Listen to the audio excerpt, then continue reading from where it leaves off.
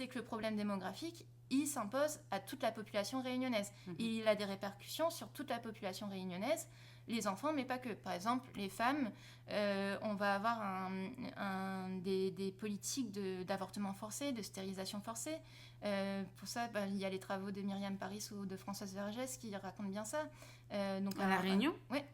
D'accord. Donc un contrôle vraiment très fort du corps des femmes, qui existait déjà sur la période coloniale, mais qui là, c'était plutôt pour produire des enfants qui iront travailler ensuite. Là, c'est pour ça qu'on a une inversion, en fait, du problème démographique. Attends, pardon, mais Enfin, oui, tu as cité donc 2 autrices, 2 chercheuses qui travaillent là-dessus, mais il y a des actions... Des réparations sur ce sujet-là ou J'en ai pas vu énormément. Alors, il y a sûrement quand même des mobilisations, mais j'en ai vu très peu passer. Ah ouais. Et justement, c'était une de mes questions aussi, de savoir pourquoi les enfants de la Creuse, ça a pu quand même former susciter, un scandale, voilà. ça, alors et que... moins pour quand même les avortements forcés.